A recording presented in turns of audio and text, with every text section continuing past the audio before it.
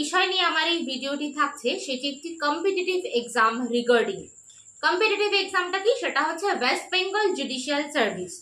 West Bengal judicial service regarding কিছু information নিয়ে আজকের ভিডিওটি থাকছে। তোমরা নিশ্চয়ই শুনেছো বা নিশ্চয়ই দেখেছো সুপ্রিম কোর্টের লাস্ট জাজমেন্টটা কিছুদিন আগেই যেটা প্রোভাইড করা হয়েছে যে জুডিশিয়াল সার্ভিস এক্সামিনেশনের জন্য 3 ইয়ার্সের এক্সপিরিয়েন্স, প্র্যাকটিসিং এক্সপিরিয়েন্স কিন্তু ক্যান্ডিডেটদের জন্য খুব গুরুত্বপূর্ণ হবে, অর্থাৎ কম্পালসারি। তার মানে এই 3 ইয়ার্সের যে এক্সপিরিয়েন্স অর্থাৎ প্র্যাকটিসিং এক্সপিরিয়েন্স, তাহলে কি আগে কম্পালসারি ছিল না? সুপ্রিম কোর্টের এই জাজমেন্টের মাধ্যমেই বিষয়টাকে ইন্ট্রোডিউস করা হয়েছে যে হ্যাঁ, যে জুডিশিয়াল সার্ভিস দেবে বা যে জাজ হতে চায় তার ক্ষেত্রে 3 ইয়ার্সের practising experience as a lawyer, as the intern of a senior lawyer, তো সেটা কম্পালসারি করা হয়েছে। বিষয়টা কিন্তু এরকমটা নয়। কেন নয়? তার কারণ হয়তো পাবলিক সার্ভিস কমিশনের অফিসিয়াল নোটিফিকেশনের মাধ্যমে এর আগে এই 3 ইয়ার্সের প্র্যাকটিসিং এক্সপিরিয়েন্স থাকতে হবে ক্যান্ডিডেটদের, জুডিশিয়ারি যারা দিতে চলেছে তাদের জন্য। এটা লিখিত আকারে কম্পালসারি ছিল না, কিন্তু তারপরেও মানে হয় না, কন্ডিশনস তো দু রকমের হয়, এক্সপ্রেস কন্ডিশন আর ইমপ্লয়েড কন্ডিশন। এক্সপ্রেস কন্ডিশনে এটা আগে দেওয়া ছিল না, কিন্তু ইমপ্লয়েড কন্ডিশনে এইটা কিন্তু আগেও ছিল। কেন ছিল এবং কোথায় ছিল তার একটা ছোট্ট এক্সাম্পল দিই। জুডিশিয়ারি এক্সামিনেশন হয়ে থাকে 3টে ফেজে। ফার্স্ট থাকে প্রিলিমিনারি, নেক্সট থাকে মেইনসের এক্সাম, আর তারপরে থাকে ভাইভা।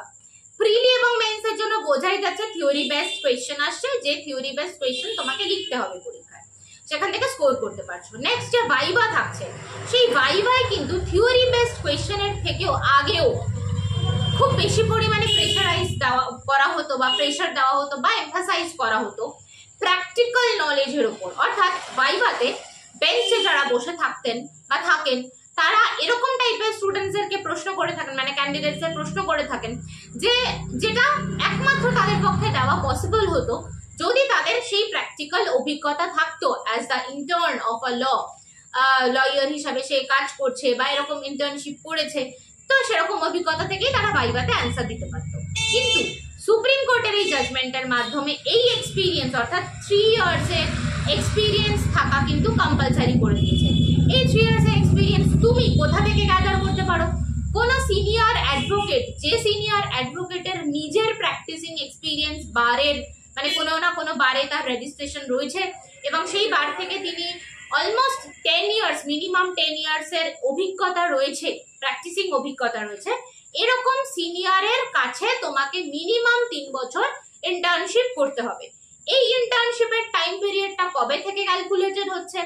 যবে থেকে তুমি প্রভিশনাল সার্টিফিকেট পাচ্ছ, এআইবি ক্লিয়ার করছো, তারপর থেকে কিন্তু 3 বছর ক্যালকুলেটেড হবে এরকমটা নয়। কলেজটা যে মোমেন্টে তুমি 3 ইয়ার্সের এলএলবি কোর্স বা 5 ইয়ার্সের বিএলএলবি কোর্স করছো, কলেজটা এন্ড করছো, মানে শেষ হচ্ছে তোমার কোর্স, তারপরে প্রভিশনাল সার্টিফিকেট তুমি পাচ্ছ। সেই প্রভিশনাল সার্টিফিকেট যবে থেকে পাচ্ছ তবে থেকে 3 বছর ক্যালকুলেটেড হবে, যে সময় তোমার প্র্যাকটিসিং অভিজ্ঞতা দরকার হচ্ছে। কেন এআইবি মানে এআইবির পরে এটা ক্যালকুলেটেড হচ্ছে না? কারণ অল ইন্ডিয়া বার এক্সামিনেশন ইয়ারলি ডিফারেন্ট টাইমসে, ডিফারেন্ট সময়, ডিফারেন্ট ডিউরেশনে নিয়ে থাকে। কোনো সময় বছরে 2বার এআইবির এক্সাম হয়, কোনো সময় বছরে 1বার এআইবি এক্সাম হয়, তো এরকম কোনো স্পেসিফিকেশন থাকে না, তো একটা আনসার্টেনটি চলে আসে। তাই জন্য যবে তুমি প্রভিশনাল সার্টিফিকেট পাচ্ছ তারপর থেকে 3 ইয়ার্সের প্র্যাকটিসিং এক্সপিরিয়েন্স কম্পালসারি। এই প্র্যাকটিসিং এক্সপিরিয়েন্স আইদার তুমি 10 ইয়ার্সের বারের প্র্যাকটিস করার অভিজ্ঞতা রয়েছে সিনিয়র, তার আন্ডারে থেকে করতে পারো, বা ল ক্লার্ক হিসাবে তুমি এক্সপিরিয়েন্স নিতে পারো, বা তুমি জুডিশিয়াল ইন্টার্ন থাকতে পারো কোনো জাজের আন্ডারে। তো এই ক্রাইটেরিয়াগুলো দরকার হবে কম্পালসারিলি যখন তুমি সিভিল জাজ জুনিয়র ডিভিশনের এক্সামিনেশনে বসতে চলেছো, অর্থাৎ জাজ হতে চাইছো, লোয়ার জুডিশিয়ারি দিতে চাইছো সেই ক্ষেত্রে। এবার প্রশ্ন হলো কেন এই রকমের জাজমেন্ট কোর্ট প্রোভাইড করেছে? কেন? কারণ দেখা যাচ্ছে যারা ফ্রেশার্স, যারা ল পাস করেই জাজ হচ্ছে বা জাজের এক্সাম দিচ্ছে, ক্র্যাক করছে যাচ্ছে, তাদের ক্ষেত্রে না মানে প্র্যাকটিক্যাল এক্সপিরিয়েন্স খুব কম। কোর্টের শিডিউল, কোর্টের ম্যানারিজম, এটিকেট, এইগুলোকে বোঝা তাদের জন্য খুব ডিফিকাল্ট হয়ে যায়। শুধু তাই নয়, তাদেরকে শিখতে হবে কিভাবে লিগাল আর্গুমেন্ট করতে হয়, তো সেই শেখার জায়গাটাও তাদের দিক থেকে অনেকটা ল্যাকিং ছিল। তো কোর্টরুম প্রসিডিউর কেমন হয় এইগুলো তারা না জেনেই একটা এক্সামিনেশন দিচ্ছে, থিওরি পাস করছে, কিন্তু প্র্যাকটিক্যালের দিক থেকে তাদের খুবই দুর্বিষহ অবস্থা। তো যেটা একজন জাজের থেকে যিনি জাস্টিস প্রোভাইড করছেন সেটা এক্সপেক্টেড নয় অবভিয়াসলি। তো এই জন্যই মূলত এই জাজমেন্টটি প্রোভাইড করা হয়েছে। এবারে যেটা স্টুডেন্টদের দিক থেকে একটা প্রশ্ন আসে বা একটা কনফিউশন অ্যারাইজ করতে পারে, আচ্ছা ধরুন এই প্রভিশনাল সার্টিফিকেটটা আমি পেলাম হচ্ছে, এই প্রভিশনাল সার্টিফিকেটটা আমি যবে পেলাম তারপরে 1 বছর বা 1.5 বছর বা 2 বছর আমি এই প্র্যাকটিস রিগার্ডিং আমি কোনো কাজ বাজ করিনি, আমি ঘরেই বসেছিলাম বা আমি জাস্ট থিওরির প্রিপারেশন নিচ্ছিলাম। এরকমও আছে যে আমি 2 বছর ধরে থিওরির প্রিপারেশন নিচ্ছি, তাহলে তো আমায় আর 1 বছর প্র্যাকটিস করতে হবে। এটা আইনের লুপ হোলস, আমরা বলি না যে আইন যেমন আছে আইনের গ্যাপও রয়েছে, অবভিয়াসলি এটা ভার্ডিক্টের একটা লুপ হোলস। কিন্তু এবার তুমি বিষয়টাকে ভালো করে ভাবো, যে ক্যান্ডিডেট একটানা 3 বছর কোর্টে প্র্যাকটিস করছেন সেই অ্যাডভোকেটের প্র্যাকটিসিং এক্সপিরিয়েন্স, আর যে ক্যান্ডিডেট 1 বছর 1.5 বছর বা 2 বছর ধরে কোর্টে প্র্যাকটিস করছেন, তো সেই দুটোর এক্সপিরিয়েন্স কি ইকুইভ্যালেন্ট হতে পারে? কোনোদিন হতে পারে না। কারণ প্রথম 1 বছরে ধরো তুমি যে যে কাজগুলো শিখবে সেই কাজের তুলনায় 3 বছর ধরে তুমি যে কাজগুলো শিখছো কোর্টে, সেই কাজগুলোর কিন্তু একটা এক্সপিরিয়েন্স, স্কিল এবং তোমার বোঝার ক্ষমতার মধ্যে একটা হিউজ ডিফারেন্সেস থাকবে। শুধু এরকম হতেই পারে যে যেহেতু সিনিয়রের সার্টিফিকেট লাগবে বলেছে, তো আমার চেনা জানা একজন সিনিয়র রয়েছে, আমি তাকে দিয়ে কোনো প্র্যাকটিস না করিয়ে 3 বছরের একটা সার্টিফিকেট নিয়ে পেশ করে দিলাম বোর্ডের কাছে, ব্যাস তাহলেই তো আমার ঝামেলা শেষ। বিষয়টা এতটাও ইজি নয়। কারণ কেন ইজি নয় এবার একটু দেখো, যে মোমেন্টে তুমি ভাইভাতে যাবে সেই মোমেন্টে তুমি সার্টিফিকেটটা প্রোভাইড করছো যে দেখুন আমার কাছে 3 ইয়ার্সের প্র্যাকটিস এক্সপিরিয়েন্স রয়েছে, বা বেঞ্চ থেকে তোমাকে যে কোয়েশ্চেন্স গুলো করা হবে সেই কোয়েশ্চেন্স গুলো কিন্তু বোঝাই যাচ্ছে আগে যতটা পরিমাণে ট্রিকি কোয়েশ্চেন করা হচ্ছিল তার থেকে অনেকটা বেশি পরিমাণে, আরো বেশি পরিমাণে ট্রিকি কোয়েশ্চেন তোমাদেরকে করা হবে বা হতে চলেছে। যে কোয়েশ্চেনের উত্তর খুব দুর্ভাগ্যক্রমে যদি তোমাদের কাছে 3 বছরের অভিজ্ঞতা মিনিমাম না থাকে, তোমাদের পক্ষে দেওয়াটা কিন্তু খুব ডিফিকাল্ট হয়ে যাবে। তাই তুমি আইনের গ্যাপটা ইউজ করতেই পারো, কিন্তু এটাও কিন্তু মাথায় রাখবে তোমার অপোজিটে বেঞ্চে যারা বসে রয়েছেন, তোমার এক্সামিনেশন নিচ্ছেন, তোমার ভাইভা নিচ্ছেন, তারাও কিন্তু বোকা নয়, তারাও কিন্তু পরখ করতে জানে যে কোনটা পিওর গোল্ড আর কোনটা জল মেশানো রয়েছে। তো এই বিষয়টাকে কিন্তু একটু মাথায় রেখে তোমাদের এগোতে হবে, ঠিক আছে?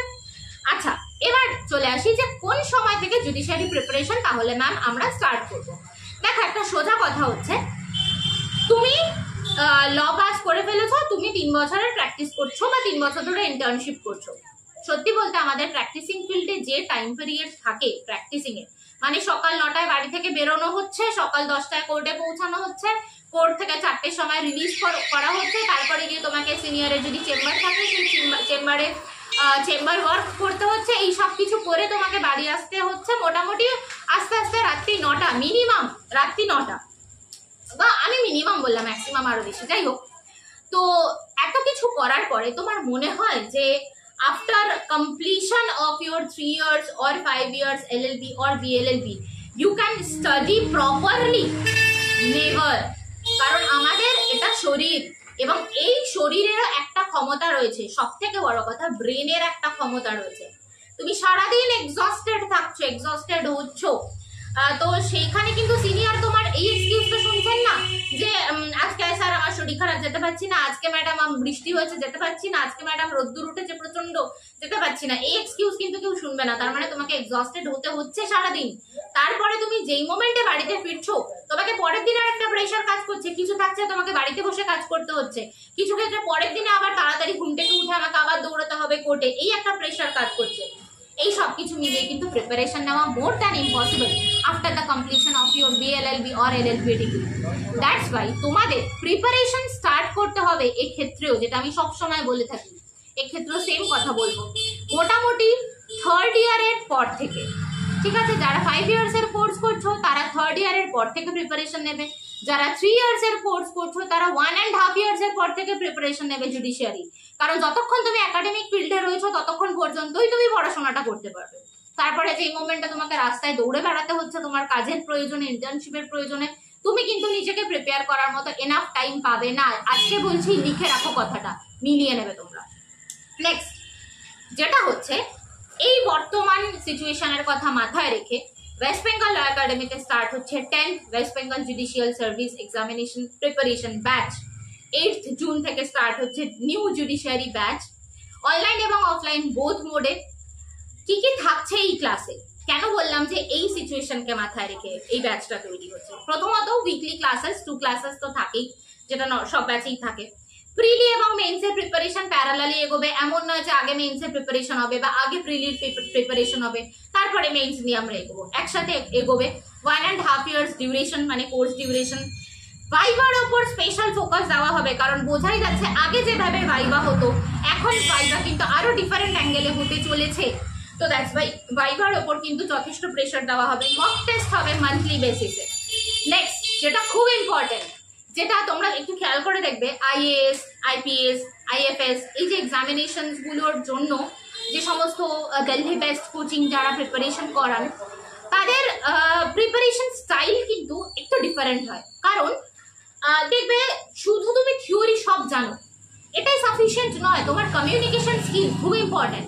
তুমি যখন একটা বেঞ্চের সামনে গিয়ে বসছো তোমার জেস্চার খুব ইম্পর্টেন্ট, তোমার তাকানো, কিভাবে তুমি জাজদের সামনে তাকাচ্ছ, মানে যারা বসে রয়েছেন তোমার ভাইবা নিচ্ছেন তাদের সামনে তুমি কিভাবে তাকাচ্ছ, কিভাবে আই কন্ট্যাক্ট রেখে অ্যান্সার দিচ্ছ, কোন প্রশ্নের ঠিক কতটা উত্তর তোমাকে দিতে হবে, কোন কোয়েশ্চেন তোমাকে, যদি ধরো তুমি অ্যান্সার জানো না তোমাকে কিভাবে সেই কোয়েশ্চেনটা ছাড়তে হবে, এইগুলোর সমস্ত টেকনিক, আলাদা আলাদা টেকনিক, এই সমস্ত টেকনিক অর্থাৎ তোমার কমিউনিকেশন স্কিল থেকে শুরু করে তোমার মোটিভেশনাল ডেভেলপমেন্ট, অর্থাৎ তোমার এই মোটিভটাকে কি করে আরো বাঁচিয়ে রাখা যায়, কি করে আরো এগিয়ে নিয়ে যাওয়া যায়। ম্যাক্সিমাম ক্ষেত্রে কি হয়, মেইনসে যেহেতু পরপর পরীক্ষা থাকে, 2টো হাফের পরীক্ষা থাকে, তো দ্যাটস ওয়াই মানে পাজল হয়ে যায় ছেলেমেয়েরা, না হচ্ছে না, পারবো না, ছেড়ে দিচ্ছি, আই কুইট, এরকম করে যায়।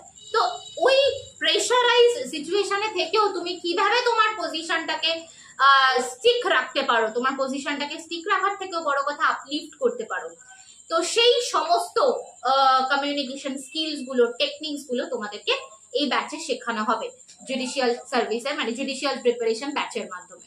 ব্যাচটি শুরু হচ্ছে 8 জুন থেকে। আমি অফিসিয়াল ফোন নাম্বার বলে দিচ্ছি 6291017946।